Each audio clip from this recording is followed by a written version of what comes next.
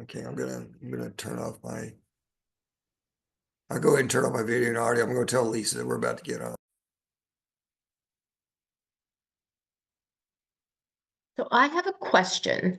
I can see, the line of everybody's icons and stuff. Is there any way I can minimize that? Yeah, is it like a vertical line that you're seeing? Yeah. Yeah, at the top of that, there should be little icons that have like a little line, a little box, 2 boxes, and then 9 boxes. Okay. I Just think if you do the little line, thank you. does that work? Yep. Hmm.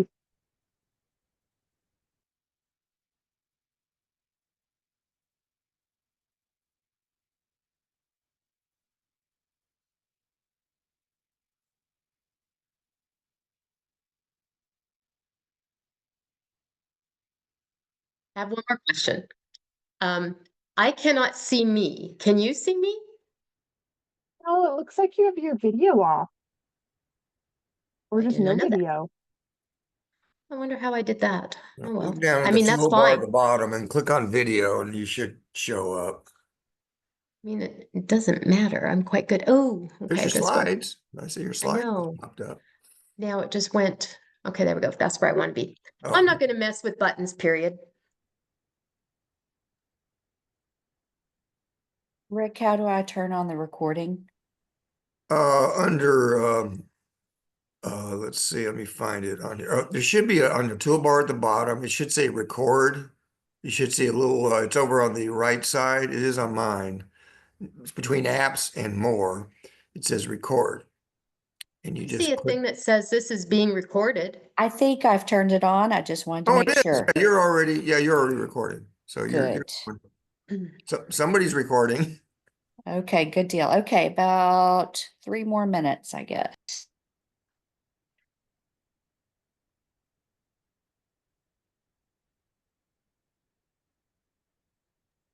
And Ren will watch the chat for questions, so you don't have to worry about that while you're doing your presentation.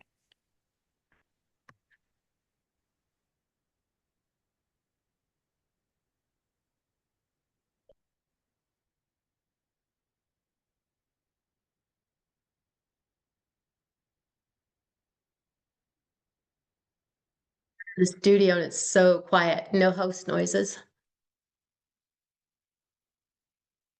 I mean, we can like make more noise if you want. During the presentation, it'll be okay.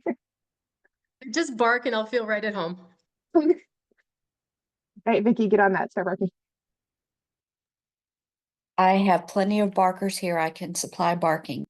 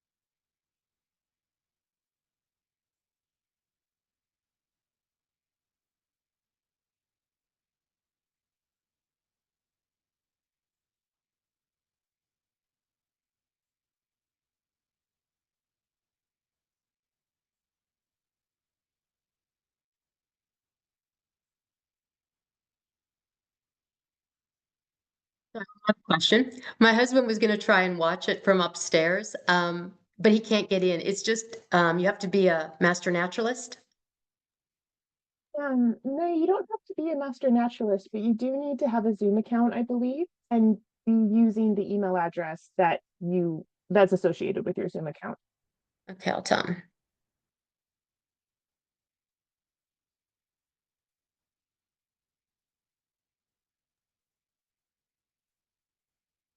Okay, I've got 7 o'clock, so I think we're going to get started. I want to thank everyone for joining us for this special deep dive tonight. If you could please turn off your video and your audio so that everything runs smoothly for Ren. And I would like to welcome Ren Dowhaniuk, a master naturalist inspired by her love of nature and dedication to giving back. Ren specializes in wildlife rehabilitation, focusing on opossums, and volunteers with organizations like Blackland Prairie Raptor Center and Plano Outdoor Learning Center. A professional photographer, she uses her skills to support animal rescues and promote humane education. Ren, married for 42 years, enjoys adventure travel with her husband while visiting their sons in Colorado and Rwanda. She advocates for addressing environmental issues and inspires others through her passion and actions. So, Ren, I will turn it over to you now. Well, thank you. Hi, everybody. My name is Ren Dowhaniuk. I go by Ren because back home in Canada, Renee is typically an R-E-N-E, and here in the US, Renee is spelled like my name. So everybody wants to call me Renee, so we go with Ren. So there, quick story. I am Blackland Prairie, Texas Master Naturalist, class of 2023.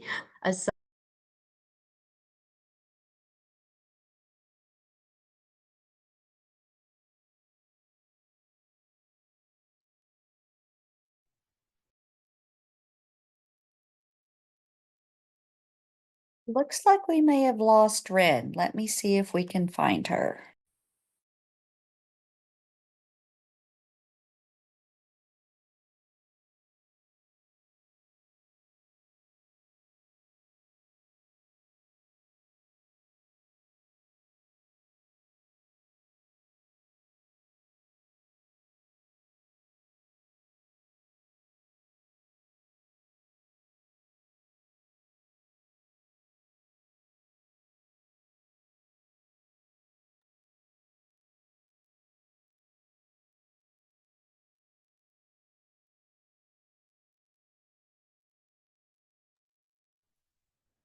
Callie, do you have a number for Ren? Yeah, I just texted her to let her know. I don't know if she's going to be watching her phone, but hopefully. Um, I can also try calling because I just remembered that that's an option besides just texting. Let me do that. Yeah, I would think she would know she got knocked off because it would look different to her, I think. We can call her husband. Do you want us to call her husband? He might answer and she might not. Do you want me to? That's a good idea. Yeah, if you could call her husband, that would be Sure. great. We'll do it. Yeah, Thank you. Thanks, Liz. Yeah, depending on how you drop off, sometimes it's really hard to notice. Rather odd. It was she had perfect streaming there, and then boom, lost her.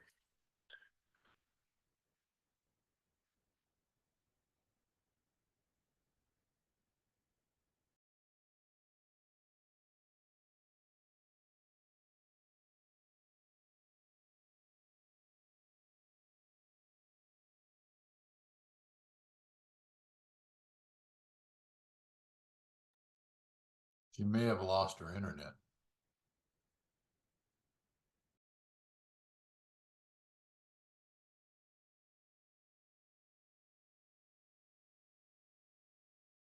Yeah, has anyone had any storm activity start yet or not quite? I don't think the storms are here yet, but Sure windy though. Woo, yeah, the wind could have done something. getting gusty.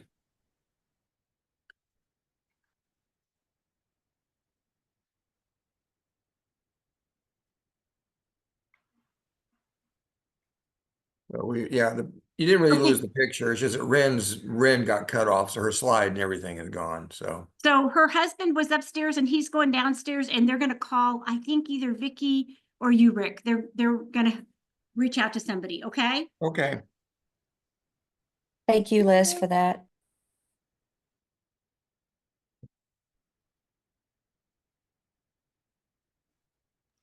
Just always have some technology stuff to keep things a little extra, I don't know, keep us on our toes, I guess.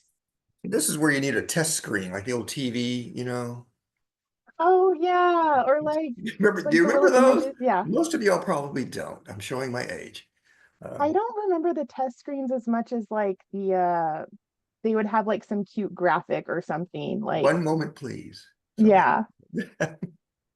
That's where we are right now. We're in a one moment, please situation, but hopefully we'll get her back.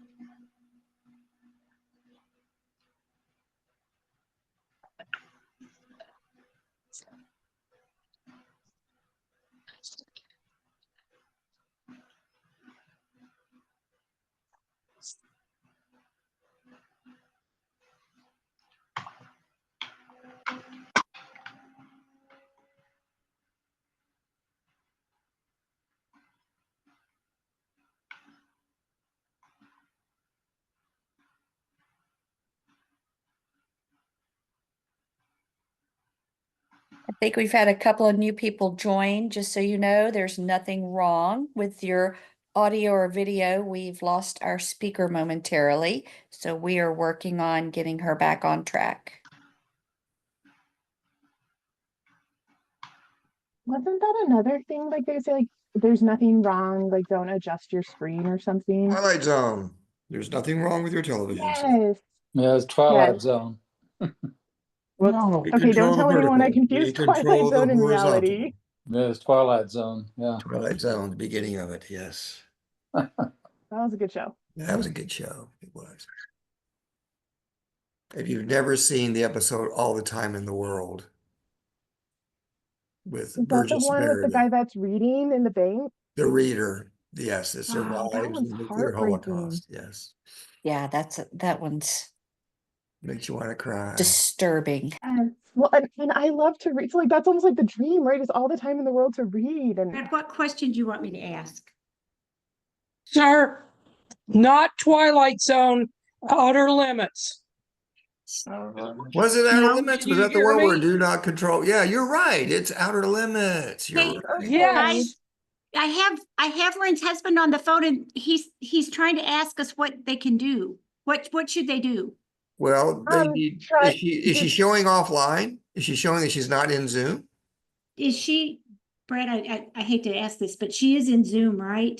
I don't think she is. Yes. Was she on before? Yeah, but we could hear her before it started and her first slide. And then when they introduced her and she was supposed to start talking, she went away. She completely disappeared. Yeah. I would have her sign out and sign back in. yeah, that's a good idea. Sign out, sign back in. We'll let her back in. Yeah, back out and back in, Yeah, just sign out. Yeah, All I of us or just her? Just her. Just Ren. Y'all are fine. Okay. Oh yeah, sorry. Yeah, everyone else stay put. We're here. Yeah, we're just hanging out. We're just all hanging out, you guys. Yeah, that's kind of bizarre. I don't have her in the guest list or participant list.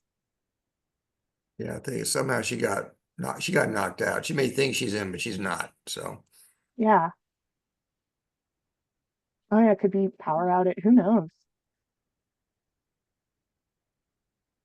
Well, now I just want to watch Twilight Zone, you guys, or Outer Limits. or Outer Limits. Outer Limits was good too. I don't watch those You're right, anymore. Barb. That was the Outer Limits. That was the All the Time in the World was one of the better episodes. I'll give you credit for that. Twilight Zone. That was, yes.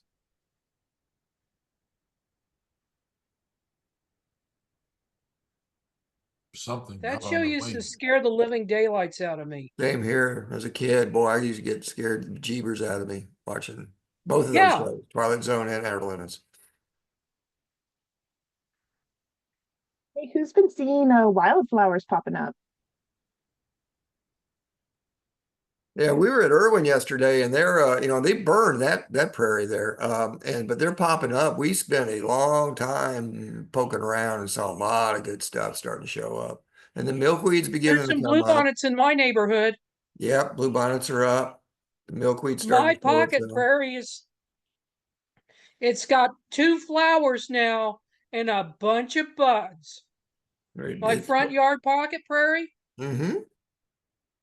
You give it about a week, or do you give it next week? It's going to get rain this week, and it's going to get sun next week. By next week, you're going to be popping, I bet. By late next Yes, week. thank you. I'll post pictures of it.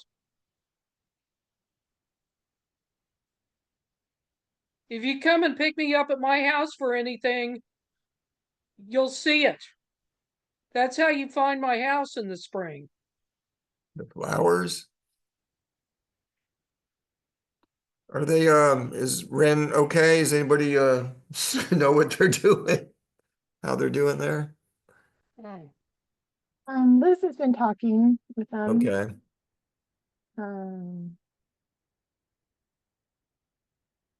Not sure if she's available to chat yet. I haven't seen her come back in.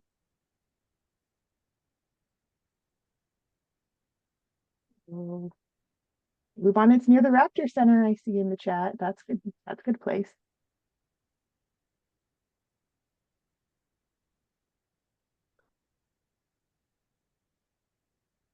Yeah, I need to get back out and do the drone recording over the burn area that's recovered. Irwin is greening up fast, real fast. It's recovering real fast from that burn they did out there. It's going to look pretty good this spring, Yeah, it's amazing how quick it grows I back. suspect. I imagine the Raptor Center fields are going to look great too. They had a very good burn there, so. Yeah, I was there recording it with my drone. It's pretty neat.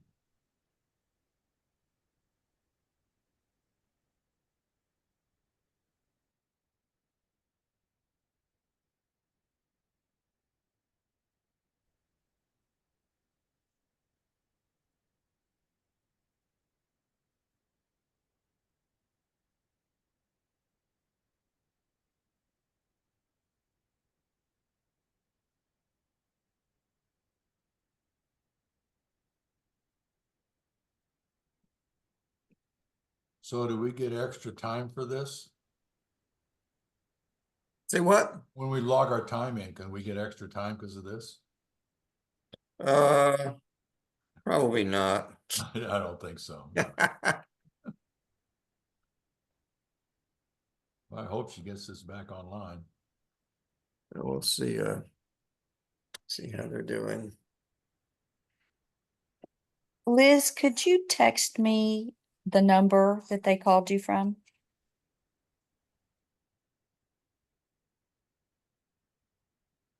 Or Vicky, I can just give it to you. I don't think anybody's gonna, because I don't know your number, Vicky. But Calling you guys. okay, now after you've used this number, eat it and destroy it or whatever, okay? It is 972 Mm-hmm. 489 Mm-hmm. 5256, and his name is Brad. All right, don't everybody call at once. I'll call Now, and you see what guys- I can yeah. find You out. call them and yeah, try to get us. Don't jam the phone lines, people. Hey, Vicky, the Burks had a good idea. If she's having a hard time getting back on, she can send the slides and connect through a phone or a different way. And like one of us could display the slides. So there's options if things aren't working.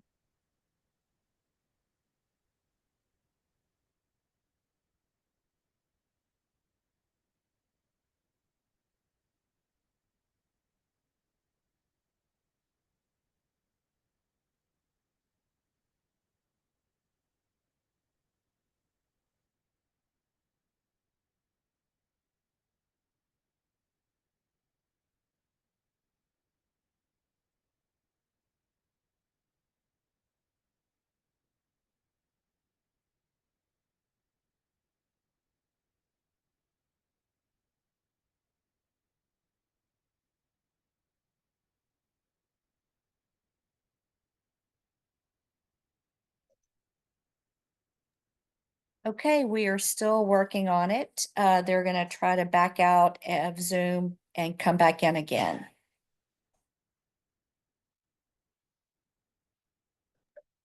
Vicky, did they indicate what, if anything weird happened on their end? No, I did not get details. I was under the impression for what he just said that she thought she was back in again and was not. And I informed him she is not here. Strange.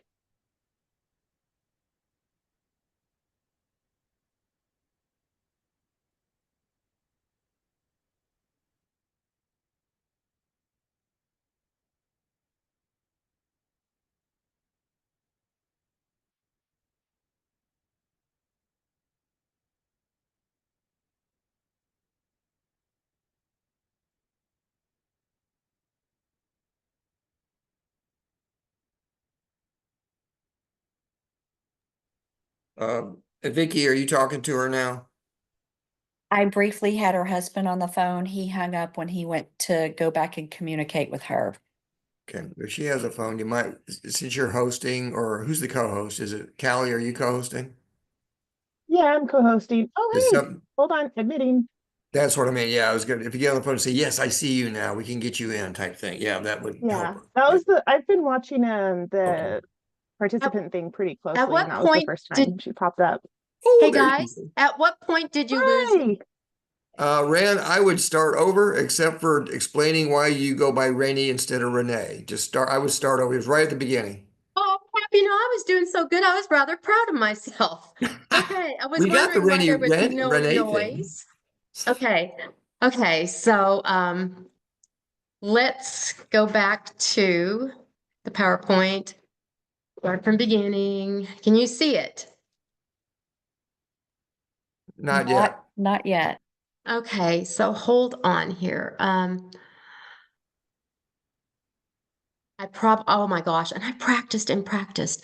So I need to go share, correct? Mhm. Okay, I need to go from beginning, Mhm. go up. Okay, You should see you should see your slides as a little window when you hit share, you know, on the window that pops up. I saw that. No Let me, worries. Like, we know you practice, like we practice together. Weird no things happen. pressure. Oh gosh. Yeah, Okay, it's all so, good. okay, let me go here. Let me go here. Let me go share. I think you're Okay. about to share. Okay, so now I go to slideshow, correct? Yep, Yes. Yes. yep. Okay. You're almost there. Start from beginning. Okay, What? are we good? Yeah, there we go. Looks good. Okay, I am so sorry, everyone. Okay, here we go. We Did Ran, before you start, you do need to minimize. See a couple of do you guys see those panels that are covering up the slides? She'll need to Oh, I minimize. do. Yeah. is that better?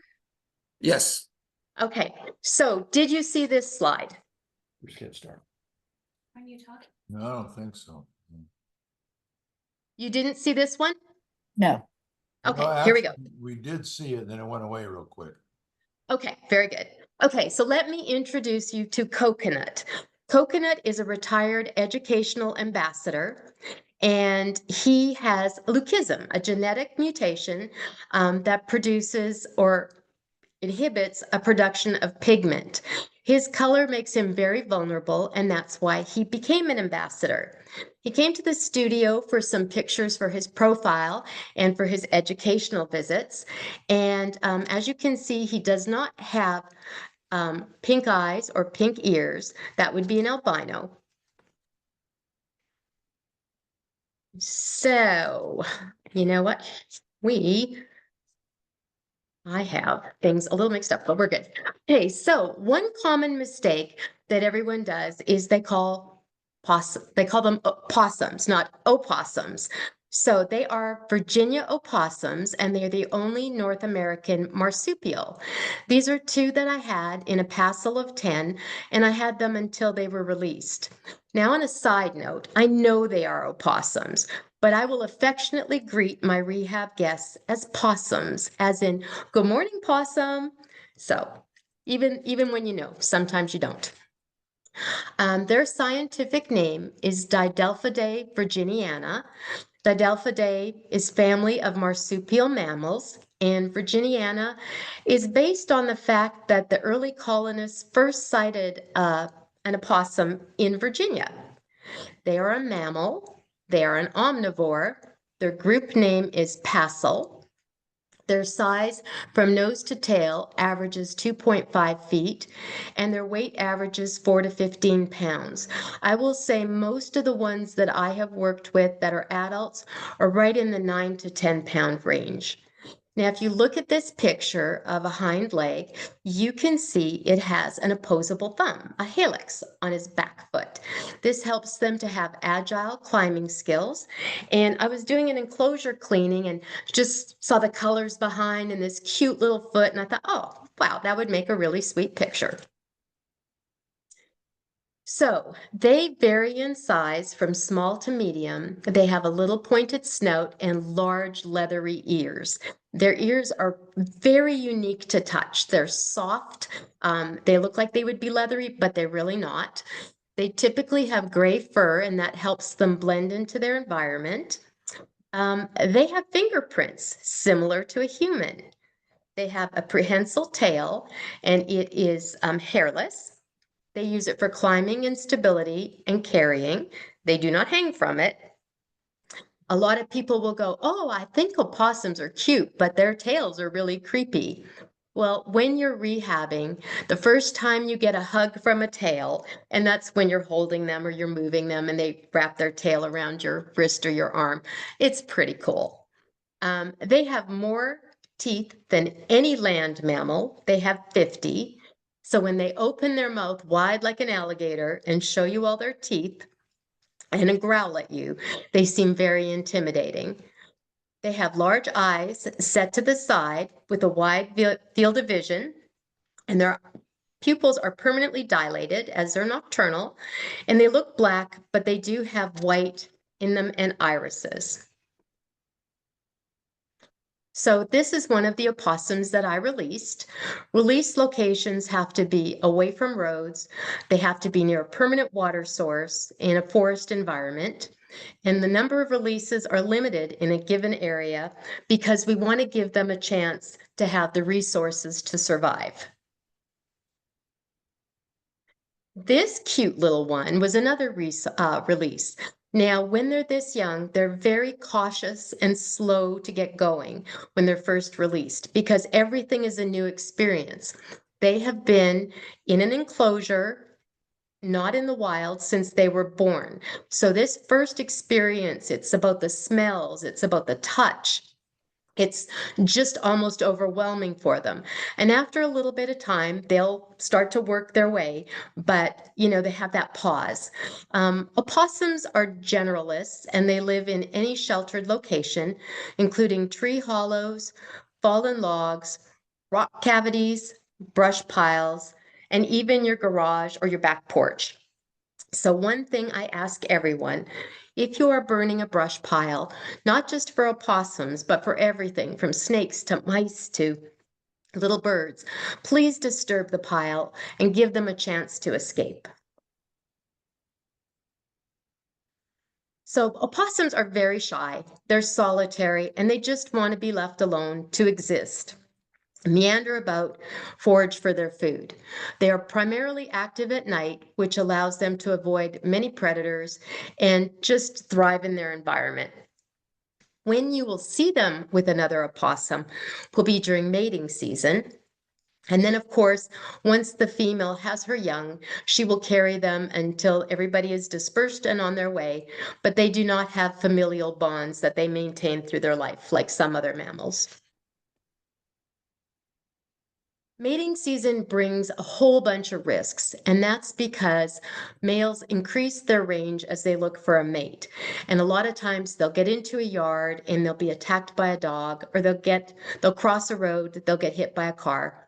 Females, once they're carrying the young, can't run as fast as they normally would, and they tend to forage earlier in the evening and later in the morning. So they expose themselves to more predation and, people, pets, cars, all the things that never end well. There is a video that is attached to this that I'm going to give you the link to after. And what it shows is how resourceful they are when it comes to making a nest. They use that long tail and they wrap it up so it's like a little cocktail ring, a napkin ring. And they gather twigs and leaves and whatever they can find with their front paws. They tuck it through their legs and pack it into their tail. And then they drag it to their den or to their house. And then when they're finally got enough stuff inside their den, they'll take that last load and they'll go in and they'll pull it in behind them, almost like they're closing the door. You won't be able to see them, but they will be protected, and the crackling of the leaves and whatnot will alert them if anybody's nearby. So a mother can give birth to as many as 24 babies. The opossums have a very, very short gestation period, only 11 to 13 days. And when the babies are born, they are so tiny that you could put 20 of them into a teaspoon. So how this works is the mother licks a path from her vagina to the marsupium. And the babies, when they're born, they crawl up to the marsupium. Now, when they're born, they don't have back feet, they don't have tails. They have these little claw-like flippers, and they pull themselves. The mother only has 13 teats, which look like tubes, and the first 13 that attach and swallow the teat are the ones that will initially survive. So they stay with her for about 17 days. But when she's carrying them on her back, if they drop off, she won't return for them. She half the time doesn't even know they're gone. So if you ever find a baby that's less than 7 inches, nose to tail, and under 1 to 2 pounds, it needs human help, it needs intervention, and you need to take that baby, keep it warm, quiet, in a dark place, and call for a rehab. So I had this mother, she came in with a leg injury. She'd been attacked by a dog and she had these babies.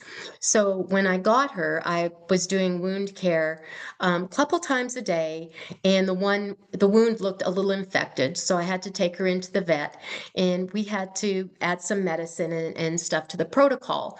Well, she was very protective of her babies, and she would lunge, and I was just terrified somehow I was going to hurt a baby or not take care of her as she deserved.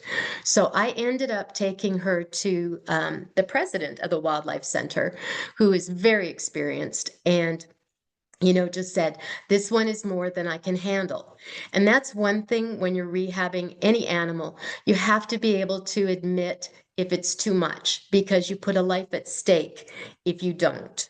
So opossums make a few noises. The babies will go choo, choo, choo, when they're calling their mom, and the mom will go with her tongue in response. If you hear an opossum exploring, you might hear their loud sniffing noises, and when they're asleep, you might hear them snore, and that's pretty cool. I do have a video I'll attach later that shows these babies nursing as well as the sounds that they make. So, fun fact, males have bifurcated penises, meaning they are like a fork with a left and a right prong. That correlates with the female reproduction organs that have 2 vaginal tracts. So, things that you learn. More opossum facts.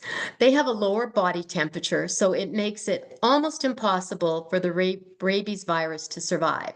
That is great as a rehabber. You do not have to take the rabies vaccination when you work with them. There's other animals like raccoons and whatnot that you definitely have to. The opossum does not hang upside down by its tail. That's a common misconception. And no one should ever pick an opossum up by its tail or pick up any animal by its tail. It can cause spinal damage and pain. So other ways that opossums vocalize is with hissing and growling and more clicking noises. And these sounds can express distress, establish their territory, and communicate with their young.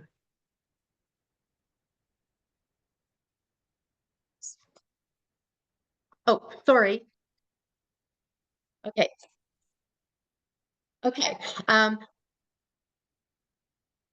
I go back? Okay. Are you still with me? You're Are we still good. there? Okay. You're good. Okay. So, possums have this really unique immunity to snake venom. They can be bit by a venomous snake and survive, and there are actually studies going on to figure out what is it about them that protects them, so they can also safely consume venomous snakes. Now, something really cool about this little one that I released, if you look, it's got a bug in its mouth. So I was like this proud parent, like, oh my gosh, you can forage, you're going to make it. Just because that was the first thing it did when it got out. So that was pretty encouraging. Hey, so I don't know where that's coming from. Oh my God. Okay, hold on, guys. I don't know where that's coming from. Can you hear that? I can't hear anything No, but we're you. not hearing Okay, anything. The slide's okay. fine. Thank Yeah. you. It was Brad talking. It was pre-recorded. Okay, so opossums have a thing playing dead, thanatosis, and they use it as a defense mechanism when threatened. And it involves just, playing dead. Their predators think they're deceased. It is an involuntary reflex, and they just put themselves in the state and they come out. They also will gape and hiss, and even the babies will gape and hiss, and they don't even know what they're doing. I've seen that. Ah, okay, now we're not. Okay, here we go. Okay, so other defense mechanisms, they can release a greenish colored anal fluid, and they can't spray it, but it can come into contact with you if you're close.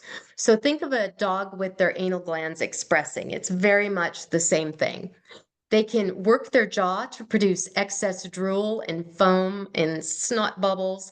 And with this heavy drooling, it looks like they're sick. So sometimes predators will walk away from them. Now, predators have a stimulus to eat that is part of the thrill of a kill. So when an opossum plays dead or acts sick, sometimes it doesn't excite that action to kill. Opossums are great at pest control, and they're an opportunistic omnivore. They will eat fruits, and I can tell you for sure one of their favorite ones is fresh figs, berries, plants, insects. Another favorite is a June bug. They will grab it with two hands, stick it in their mouth, chew with their mouth wide open, making crunching noises, and go for another one. It's like us eating chips or popcorn. Small mammals, reptiles, amphibians, eggs, and carrion. They have a very strong sense of smell, and their foraging helps control the tick population. So because they eat plants and fruits, it helps to keep seeds dispersed and promotes plant propagation. So they are a prey species, and their primary predators are dogs, coyotes, foxes, bobcats, large hawks, and great horned owls. They're in constant danger, particularly the very young and the old, the ages when they're most vulnerable. So the best thing we can do to help opossums is address the fears and the myths that people have. So when someone says, oh, they're horrible creatures, they carry rabies, they're dirty, they stink, you can educate them and tell them, no, they're great garden friends. They'll eat slugs and forage for beetles. So it's just a matter of educating, and then people will maybe like them as much as I do. So possums have adopted really, really well to urban life. And a lot of times they will go into yards there where people have food out for their cats or their dogs. And people will call and say, I can't get this possum out of my yard. Well, if you leave food out, chances are it's going to visit a lot, or bird feeders and whatnot. But they're really, they're gentle little creatures. They're going to run and hide. And typically they're not going to do any damage. So they do play a critical role by cleaning up pests and making the environment a healthier place. This little one was one of my rehab guests, and he is eating raw fish and sweet potatoes. Possums do not do well in the cold. When it's really cold, they go into a state of torpor, and that means their metabolism slows down. They don't need to eat as much. They really suffer frequently from frostbite, and we see a lot come in the really cold parts of winter. You can help them by creating a safe, warm shelter, the same way you would for a feral cat during the extreme cold spells. And I personally, I always leave out a dish of food and a bowl of water because you never know when a fella just needs a little extra help. So, wildlife rehabilitation, how can you help? Well, first thing is, learn to coexist with the opossums and learn to appreciate the conservation efforts that we need to take to protect their habitats and their lives. Various other things you can do, and this is with the North Texas Wildlife Center, who are an approved partner with us. You can get your volunteer hours working with them, advanced training hours while you're being trained. So you can volunteer. As a volunteer, you will learn to tube feed the opossum babies, bottle feed other mammals, and crop feed birds. You'll do enclosure cleaning, laundry, meal prep and enrichment, weigh and record their weights. There's just numerous tasks and never enough people to get them done, especially during baby season. You can transport. Let's say you're a person who just likes to get in the car and drive, and you have the time. Well, you can pick up and deliver animals in crisis. And every time you do that, you're saving a life. You can rehab. You can become a sub-permit satellite rehabber, such as myself, which means you provide in-home animal care and you keep that animal until it's healthy and ready for release, or old enough, weighs enough, and is ready for release. So your jobs at home may include wound care, administering medications. You will be fully trained and you'll be supplied with the resources, but it's just a fantastic way to make a difference. Right now, I have an opossum with head trauma. I've had her for a couple months, and on the 14th, I will be picking up 10 lapping babies. And so for a while, I will have 11 opossums around here. Fundraising is another really big role that you can help with. The North Texas Wildlife Center is a nonprofit 501c, and they've outgrown their current location. They need corporate sponsors or a lot of private funding. And some people are just so good at fundraising, and they're always looking for opportunities to make a difference. So here's one where your assistance could be invaluable. Then the last thing you can do is share. Social media. Social media can be just a wonderful thing or a train wreck. But in this case, it is a great way to share what you know, to change perception of the animals, the wild animals in need. So you can follow me or the North Texas Wildlife Center, and then you can share the educational tips, the heartwarming stories that make people care, and the fundraisers that help keep it all going. So when you sign up to be a volunteer, you will be trained and you'll be required to commit to a 4-hour shift once a week. So if you look at these little cuties, these were some lappers that I had about midsummer. And when you have lappers, you just expose them to all sorts of different situations. Well, this exposure was to provide some pictures for the Wildlife Center, but they got to climb on things they'd never touched before, surfaces, and it was, just a little adventure for them. The other thing that everybody needs to do is take the call and take action. So Sunday morning, I got a call from a neighbor, and she said she'd been walking and saw an opossum in distress. So I asked where. She said, "Come pick me up." We went there.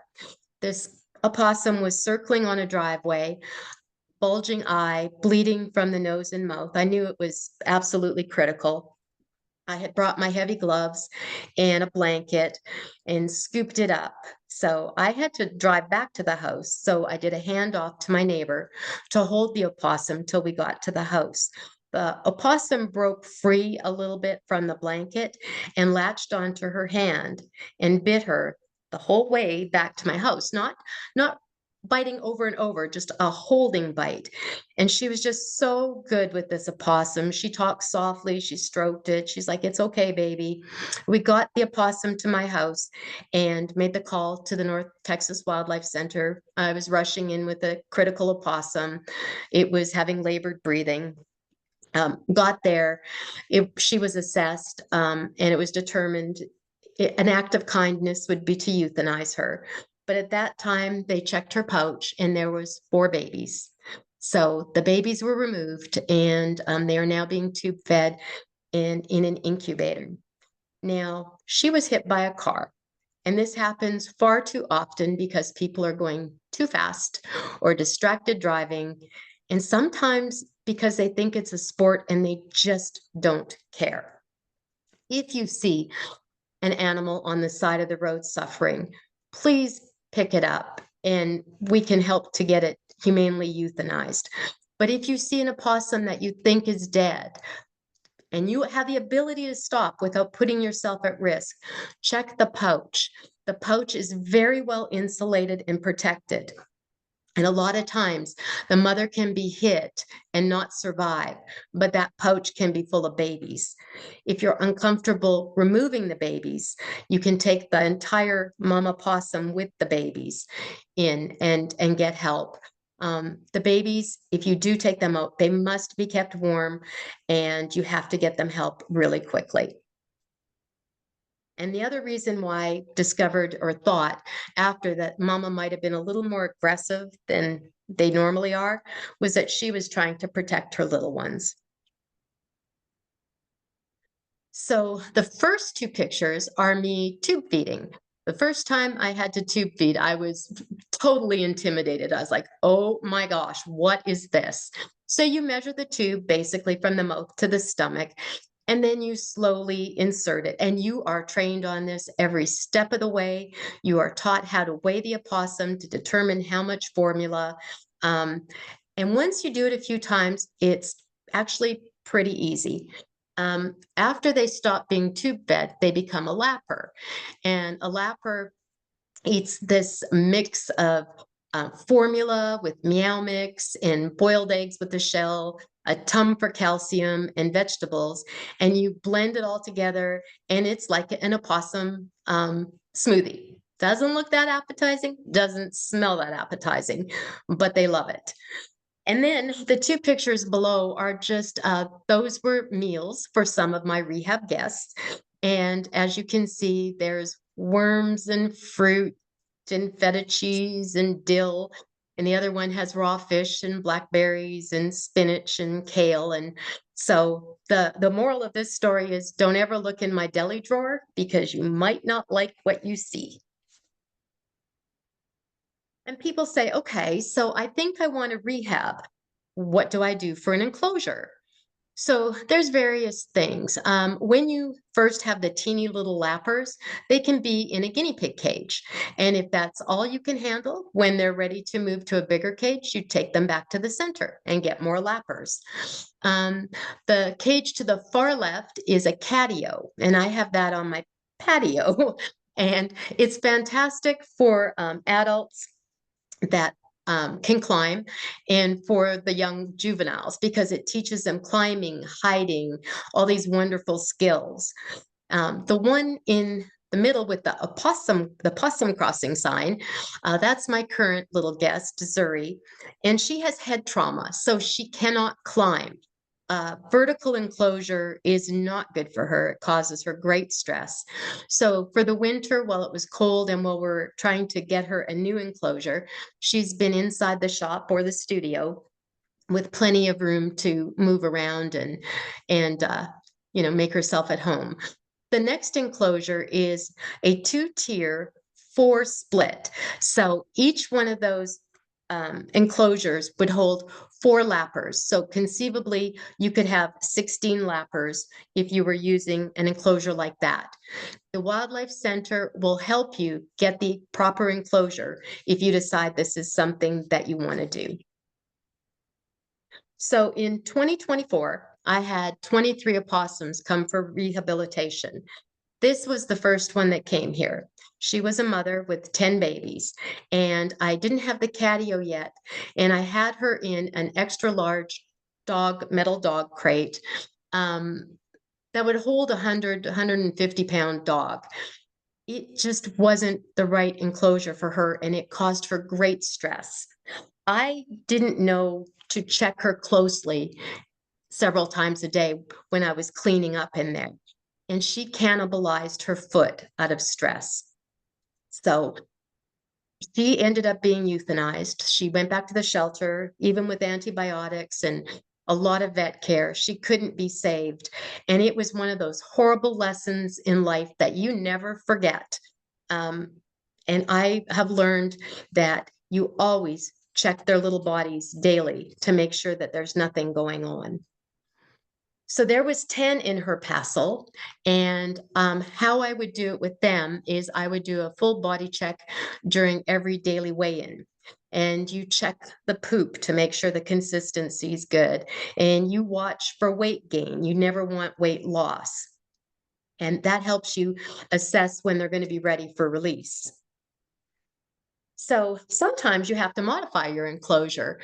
We had to put guardrails on in the catio because the opossums would get too relaxed and they would roll off and hit the floor. And I was terrified someone was going to get hurt and die or injured, or so we ended up doing like a cattle guard thing there.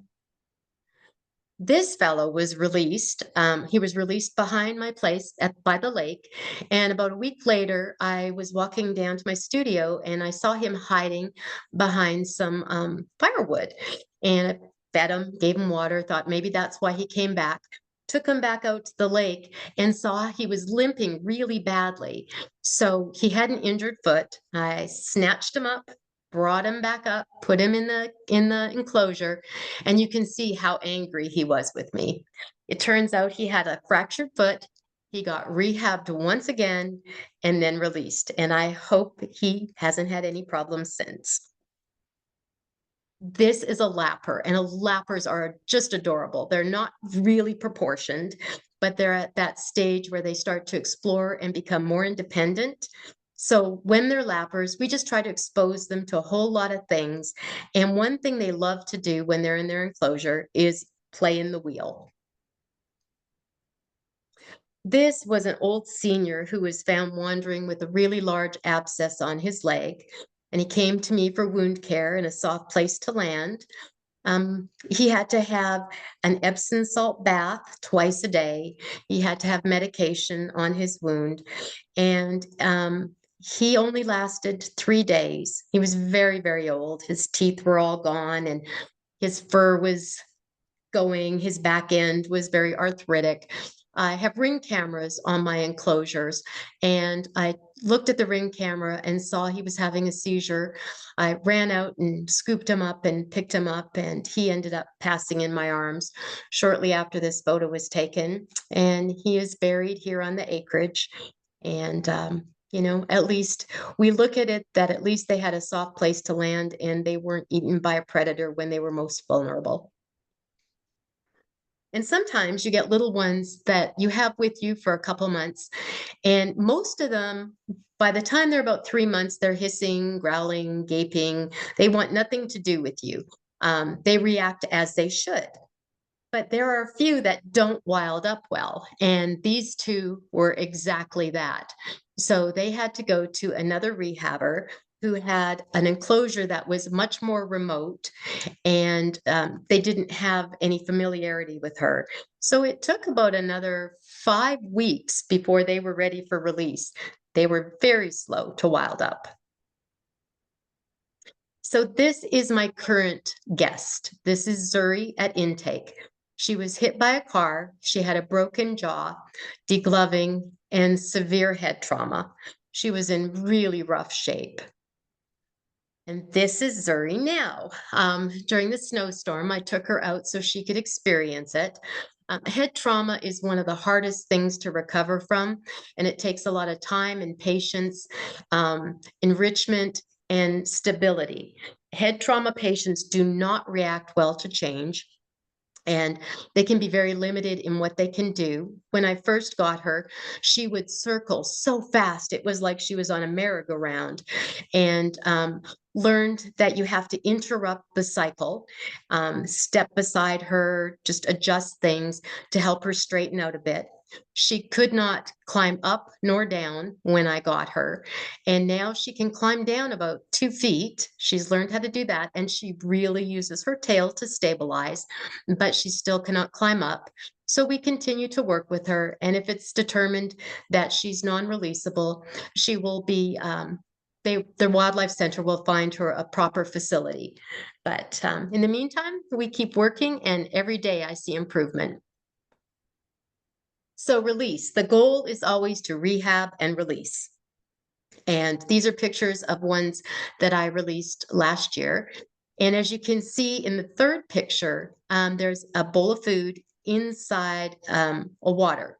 And that is for the real tiny ones. We created a kind of an area where they got into the forest, but they were protected from my dogs if they came back into the yard, and just gave them a little bit of food to get them started. And we saw them, for a couple hours, and after that, they were gone. And then the last picture, that old fella, for whatever reason, he didn't want to go. And he sat there for about 20 minutes and then finally said, okay, I'm done. I'm out of here. So the resources I used were the Opossum Society of the United States, North Texas Wildlife Center, National Geographic, and the Cornwell Wildlife Health Lab. If you are interested in learning more about any of our native wildlife, or becoming a volunteer and earning some volunteer hours and advanced training hours, go to the North Texas Wildlife website, and it'll guide you.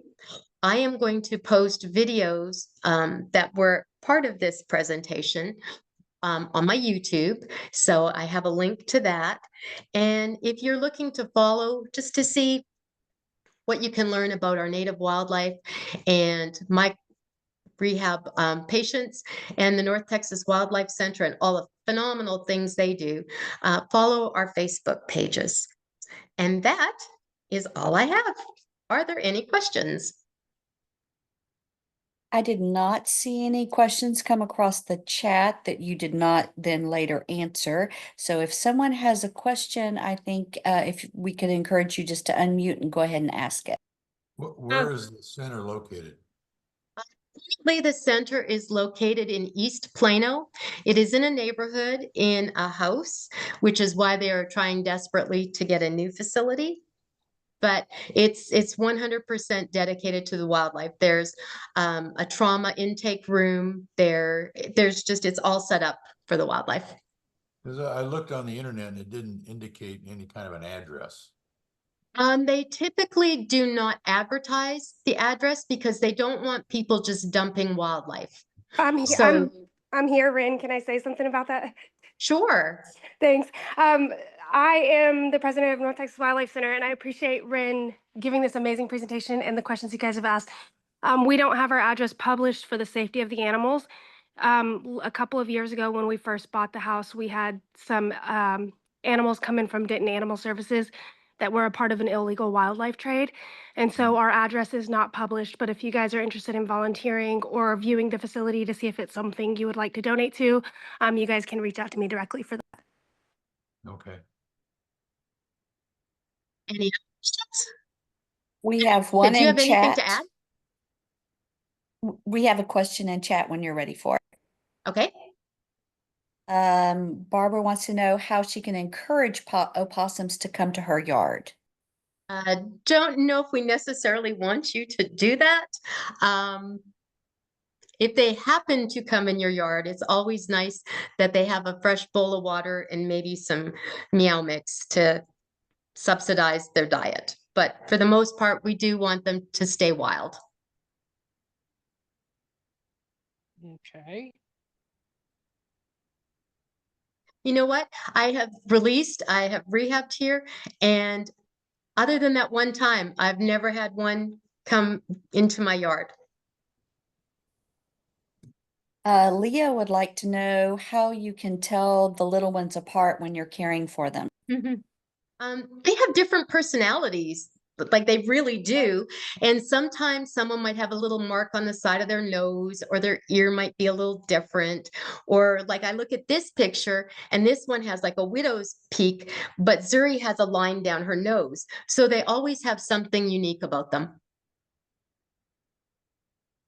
And I was also curious about this. We have a question about how do you avoid human imprint?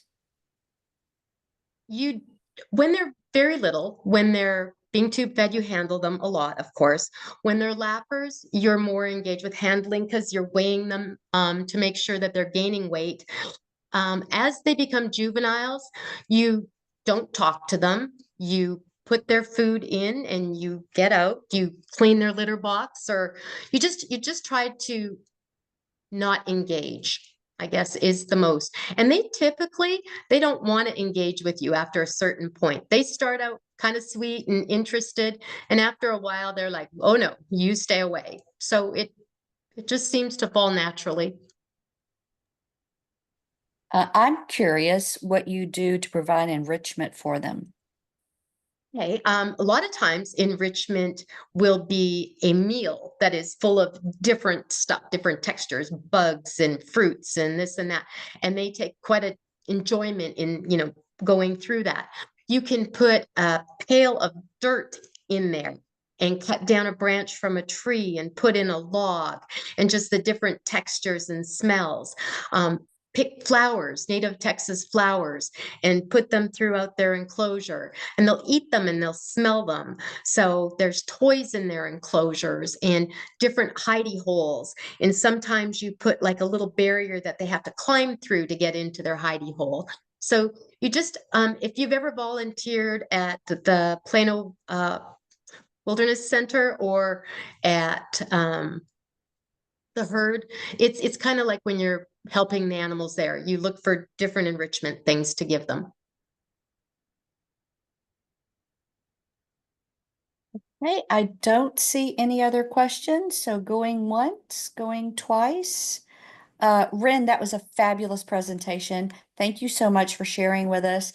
I feel inspired. Your photography is always fabulous as well. And thank you for everybody else hanging in while we work through our technical difficulties. Sorry for the technical difficulties. I thought I had it mastered. It was no problem, and it was well worth the wait. Thank you. I enjoyed it. Thank you, everyone. Thank you, Ren. Thank you. It was great.